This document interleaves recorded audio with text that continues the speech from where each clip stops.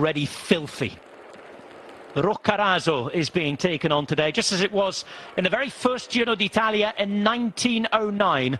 We're back for the first finish at Aremonia in 4 years, and it looks as though it's going to be a breakaway day. 10 kilometres to go, almost 4 minutes of an advantage for Larry Warbasse, the former United States national champion and stage winner at the Tour de Suisse. Ruben Guerreiro, the 26-year-old from Portugal, who gets better and better with each passing year. Kilian Franchini, who in the under-23s won the Giro de la Val d'Aosta, a very mountainous race. Also there, Jonathan Castro Viejo, the most experienced in this group, as Larry Warbasse moves to the front and continues to try and press on. And there is Mikhail Biel there in the white, a latecomer to the break today, had to make a huge effort on the hardest climb of the day to Passo Lanciano. He covered 5 minutes all on his own to bridge the gap. He's here and he's looked one of the strongest so far. It's an intriguing setup. They're on the final climb. Place your bets now. Behind in the peloton, we're going to see action too. It's been thinned down by Vincenzo Nibali. It's since calmed down, and we're seeing the odd little bit of gap grow and open up on the flat. And there's the pink jersey who's let the wheel go, Brian. Yeah, I was just looking at that there. Quite a strange one for that to happen. No teammates around him. We saw him being brought back to the front again. I just wonder if he's starting to struggle. Yeah, we'll wait. If he is starting to struggle, it'll be on these lower slopes. As you say, this is, it kicks up quite hard at the bottom here. It comes up to a maximum of 9.2 at the bottom. So, well, they're still riding on the front here to Koenig Quick-Step, and he's back. He is back now. But you can just see the wind is obviously blowing here, Brian, because we've got gaps opening up all over the place behind. Thankfully for the pink jersey, he has resumed and returned, and the wind blowing from the right-hand side of your screen. Yeah, with the numbers of Sunweb, I'm a little bit surprised. I thought they would maybe try and do something to test. They're just kind of sitting back, and they're going to follow for the time being. That is still Dens at the front, by the way. Entire team here. Viejo just at the that split there, so Viejo down the back of this group. And I suppose it's just that extra effort that you have to make on your own, Brian, that could be useful further up the climb when you need all that energy and effort you're able to expend. It's all these small efforts, and especially when it's windy like this on the flat or slightly uphill in these drags, you need teammates round about you to shelter you from the wind. Viejo has been just kind of trying to look after himself more than anything. You could see that when we went into a bit of a kind of crosswinds, riders were moving out to the left-hand side to shelter their GC contender. Well, Viejo has been kind of fighting a lot on his own. Eduardo Sepúlveda is still in the gap, by the way. Let's not forget about him. He's the 6th rider on the road. Just wondering if Pedredo is going to get any help if they reach him. There's the look behind and realisation that the pink jersey has returned. That was the moment he got back. Kruijswijk is still there in the yellow jersey as well. And here is Pozzo Vivo now. Right at the back of the group. Oh, and it's horrible and filthy on the roads there. Here come Team Sunweb. We've been waiting for them, and they've appeared on the right-hand side. It's Nico Dens in the white jersey.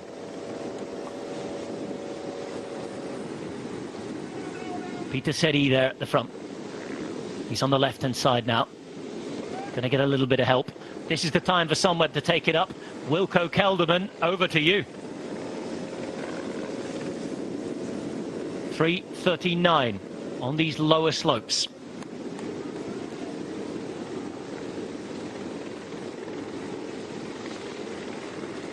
Sam Oman looking back there. We remind you that it's such a strong team on the flat and in the mountains. This is Nico Dens riding in the white and black. Behind him is Michael Matthews.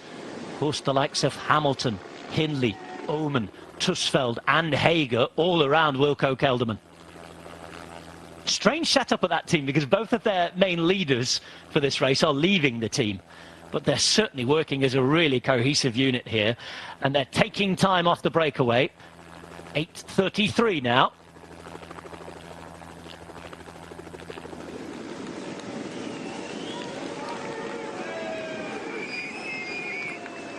The peloton chasing on and about to begin the final climb of the day. We have a breakaway already on those slopes, climbing in search of stage victory, but it's now down for the battle for the Maglia Rosa. 8Ks to go up the road, 10 kilometres remain here. Harder slopes at the bottom of the top, and it's Team Sunweb with Michael Matthews who take on the first slopes for their leader. That is Wilco Kelderman sitting third at 48 seconds. In the meantime, front of the race looks like this, and they're still together for now, Brian. Yeah, still 8 kilometres to go. You know, I'd expect maybe when we get to the 4 or 5 to go, that's when we'll see them starting to battle for the stage. But for the moment, it's Sunweb riding with Michael Matthews on the lower slopes here. You know, Nibali moving up in the right. Interesting, you can see, pardon me, Brian, but Nibali stripped and ready for action, isn't he? No rain cape on. You look down at the Maglia Rosa, he's still got his rain cape on. A sort of different look to different riders here. Yeah, there's a few riders that will be ready to race. You also see that Pernstein on the right-hand side moving up. He's still got his jacket on, and as you say, a few riders all stripped down and ready to race. 3:21 is the gap, but we aren't too worried about that. We're going to see 2 different races, or we expect to see today. Well, Mitchelton Scott have suffered, haven't they, in the last few days, but they're putting their best place rider on GC, young Lucas Hamilton from Australia, in a position to do what he can do best. Theo Geoghegan Hart is the British interest there for GC. He rides for Ineos Grenadiers, and Harm Verhoeven, not too many teammates around him. In fact, I can't see anybody else from Lotto Soudal there, but he's wearing that white jersey as we look at Jakob Fuglsang. Pozzo Vivo is there in the blue and black. And you can also see Steven Kruiswijk for Jumbo Visma. Nibali is back to work. Antonio Nibali this time. So it's their second effort to try and make it more difficult. We said he was stripped and ready to race. We saw the first aborted effort after it had split the peloton before. This time they'll be hoping to do a little bit more damage.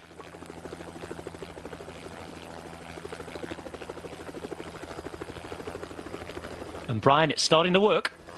Yeah, you're starting to see splits at the back. I think most of the GC contenders still in this group now. Further up the climb, we're on one of the kind of easier parts. It looks like Guerreiro is starting to suffer a little bit at the back, the Portuguese rider. It was his team that won the last mountain stage we had. UAE Emirates there as well. Randick McNulty not far from the front. At the back, one by one, they start to get dropped. Number 6 there is Aurélien Paré-Peintre. He's been doing a decent GC so far. 21st. 4.5 minutes down. Meantime, Fuglsang sits in front of the white jersey, Verhoeven. Swift is moving back up. He's having a great Giro so far. He's in fine form as Ben Swift. But the Maglia Rosa, still with his grey rain cape on, again being moved up now by Fausto Masnada. And they're in one line here.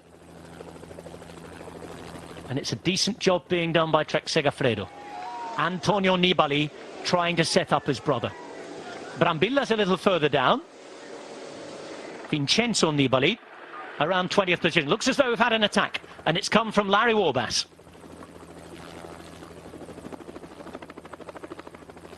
Nobody distant yet, but there was a little bit of a gap when we cut back to that. Warbass had been out under the pedals. And here comes Franchini.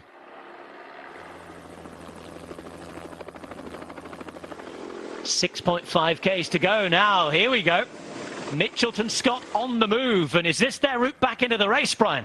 Another reaction from Team Ineos here as well. So, yeah, a good effort here.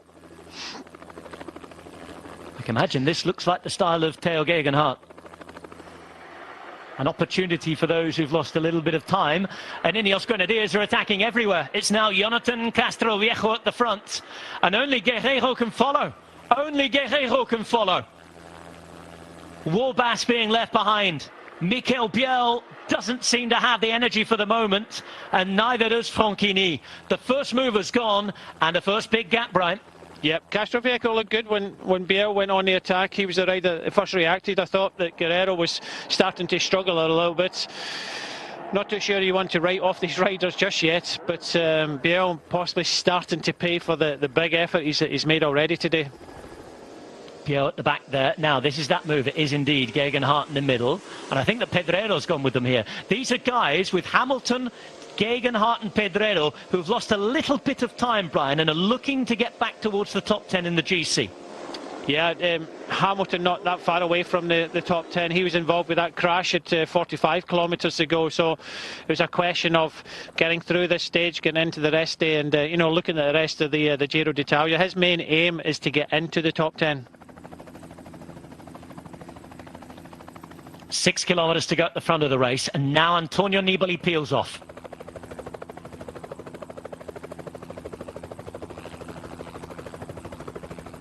His brother rides straight past him, sits, waiting, watching. He's down right next to the Maglia Rosa there. 33 alongside them is Mikhail Biel. They're all having a good look at each other. And it's now De Koning Quick-Step who take it up again. This is the front of the race. Jonathan Castro Viejo, 10 victory in his career, alongside Ruben Guerreiro. Both of them looking for their first success at this level. First success in a Grand Tour. It's a miserable day in the Apennines. Now, are they going to ride together, or is the next group going to get back in? Remember, it gets easier through the central section.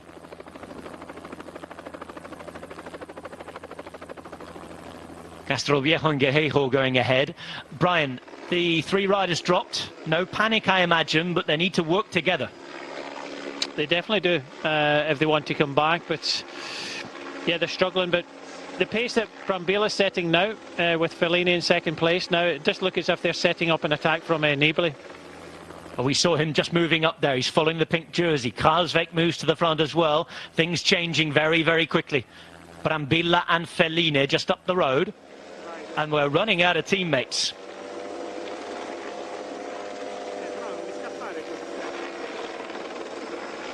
Now it's Fellini who's up here. And this is what we saw on that first mountain stage. A lack of big firepower in teams, Brian, sort of conditioning the racing here. Yeah, I just thought that Brambilla was making a big effort, a big acceleration here, because they're expecting to string the peloton out. Some decided to let the wheel go, and all of a sudden, you know, Fellini and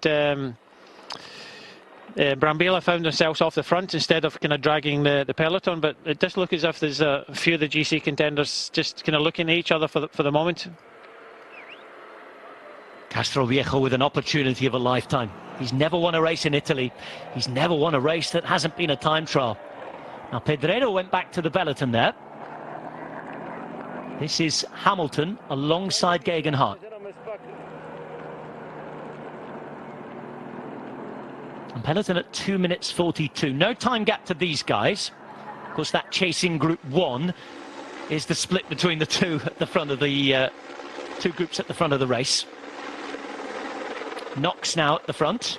He's in this blue rain jacket. Has Tolhoek on his wheel in the yellow. Again, looking around. And there's a lot of this, Brian. A lot of looking around.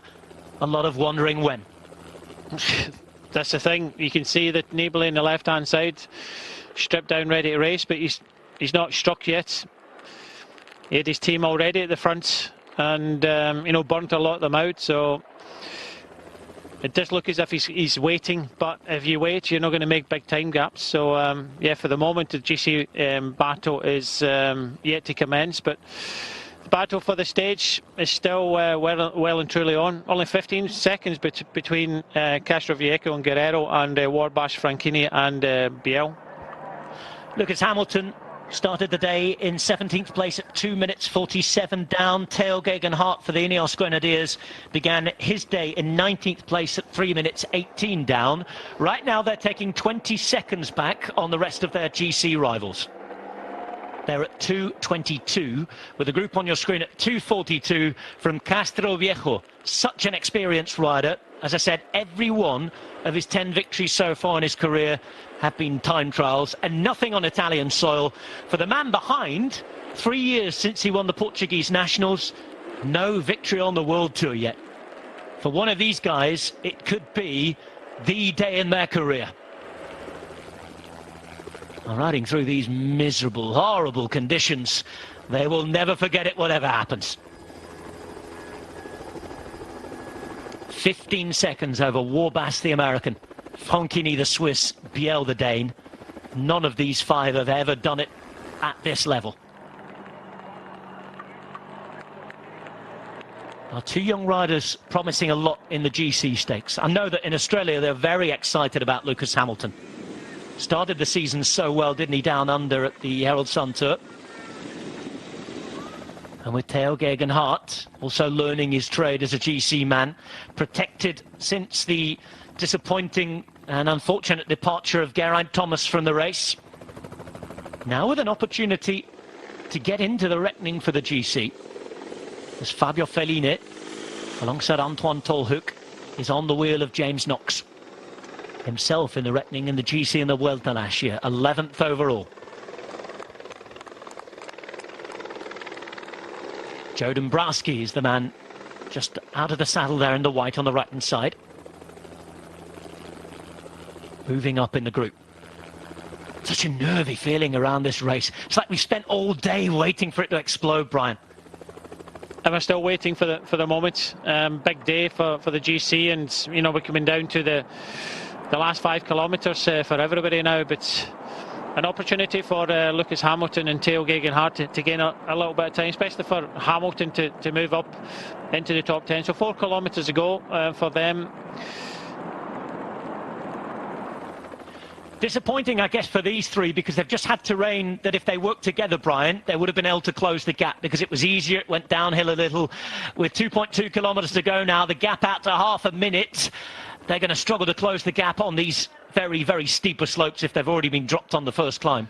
Yeah, they are. And, you know, looking at 2 riders in front, and, you know, either Guerrero's playing the Caicedo game, but, you know, Castro Viejo does look the strongest of the 2 here. He's been doing the majority of the work, and both of them in a good place to win the stage, and they'll know that. Castro Viejo was in red-hot form at the end of a red-hot summer, wasn't he, when we began racing again? Tour de l'Ain, riding for his domestiques. Little did he know that at the Tour de France they were going to fail to fire. He rode around the Tour with them, only leaving the race a few days before the end to prepare for what would be his next objective, the Giro d'Italia.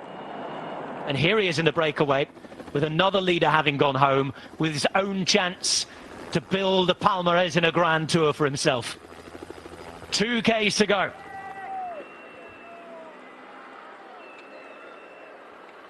EF versus Ineos. Both have stage wins already. Both have now got the approach of firing riders up the road at will. It's Guerreiro, the Portuguese, Castro Viejo, the Spaniard. Very talented riders at different ends of their career. Castro Viejo, who came to prominence at the start of his career, winning that prologue of the Tour de Romandie, rather like Richie Porte did all those years ago as well.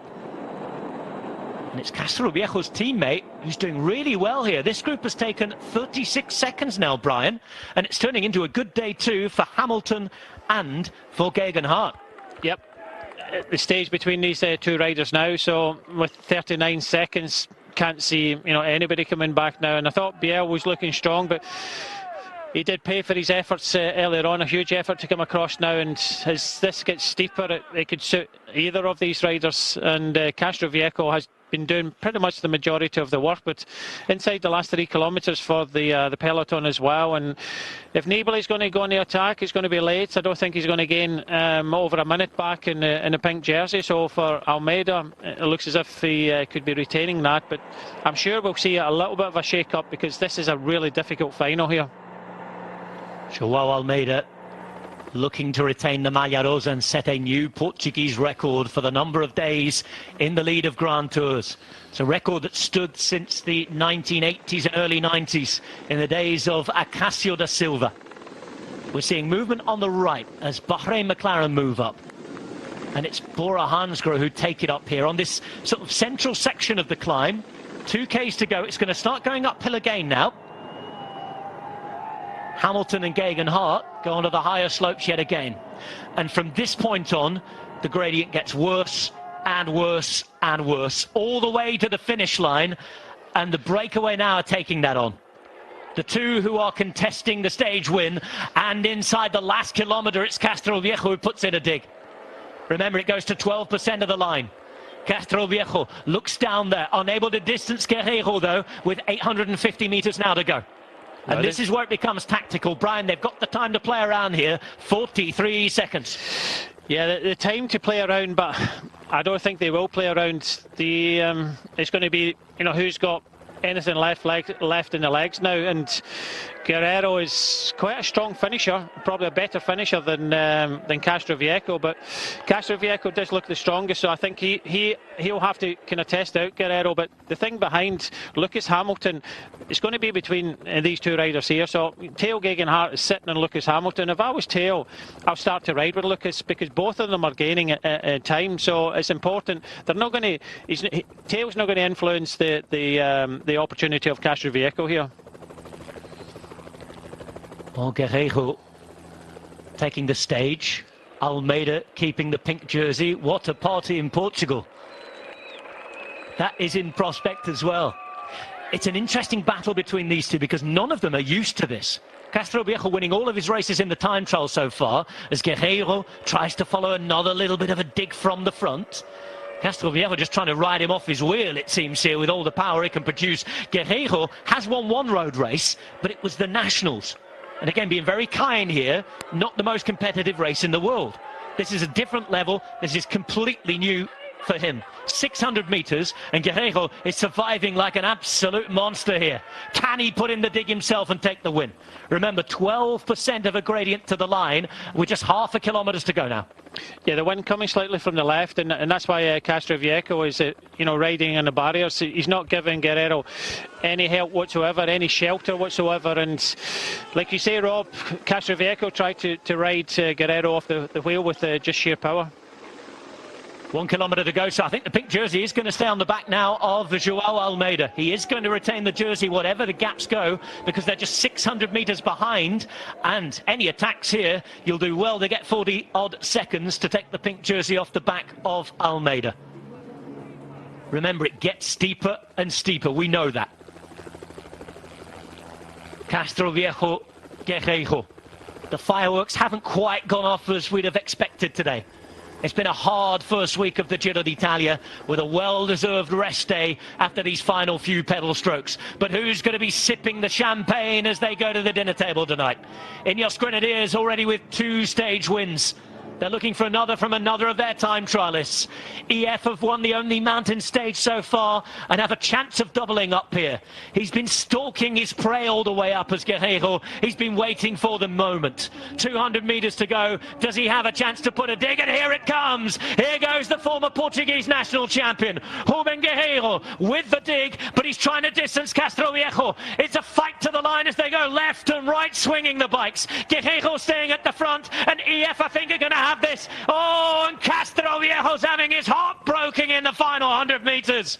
Rubem Guerreiro is going to make it a potty for Portugal. Yes, he's done it. Yes, he's hung in. And EF, the Mighty Ducks, have done it again. Never mind the Giro d'Italia, Giro de Portugal. Heartbreak for Castro Viejo. Looks strong all day, but he has had his pocket picked by Rubem Guerreiro. And if they could do it on one mountain, they've done it on another. From Etna to Roccaraso, and EF Pro Cycling have yet again picked up the stage win from the breakaway. Here's Mikhail Biel fighting for that 3rd position. But delight for this man. For a long time he's promised. Now at 26 years of age, and at the Giro d'Italia, against the very best in the world, he has delivered.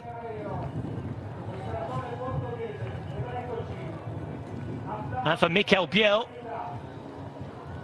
it's a 3rd place for the 2nd time in this Giro. Now then, This is what we've been waiting to see all day long. We've had to wait for the final 500 metres. The pink jersey is losing a little bit. It's Kelderman at the front being followed by Fulsang. Then Micah looking back as well down to Nibali, who's in this group. But there can be gaps opening up. And there is a gap there to the pink jersey. So he's going to lose a little bit of time today, it seems. But the pink jersey is there. Now we can see Theo Gegenhardt gaining time alongside Lucas Hamilton.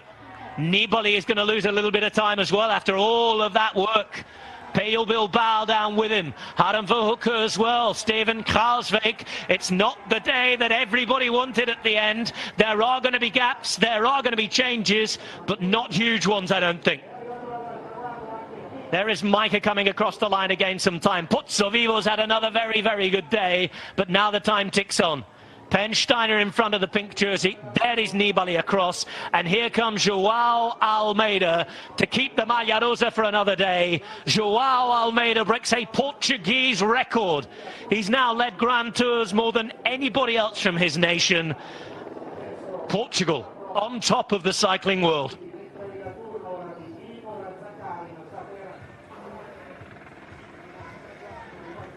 A strange day, Brian. It never really kicked off. But we still had gaps, we still had differences, and Portugal, wow. The new Slovenians.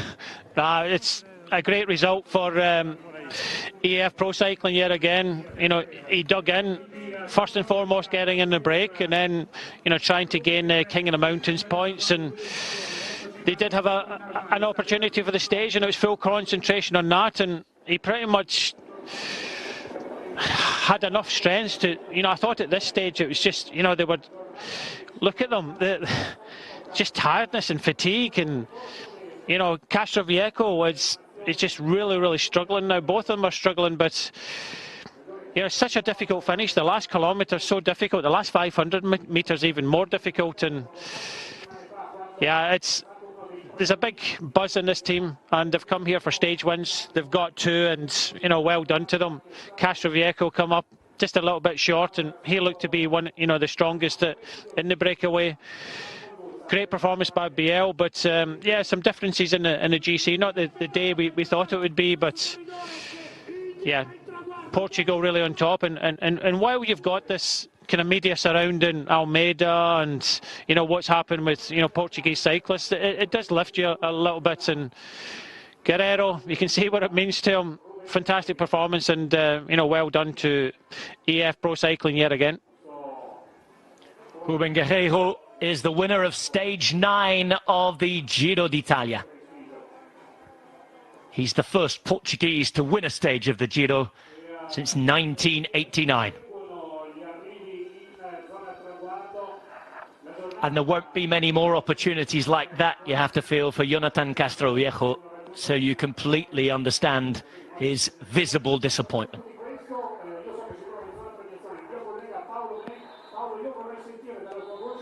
I think he's going to be there time after time again.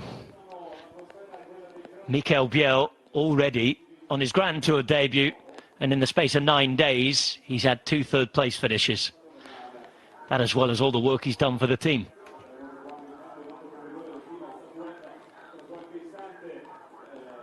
They all gave it a go. Theo Gegenhardt looks to have left Hamilton in his wake, actually, so he has gained some time today. We wait to see all the rest of the GC gaps as well, because there will be gaps.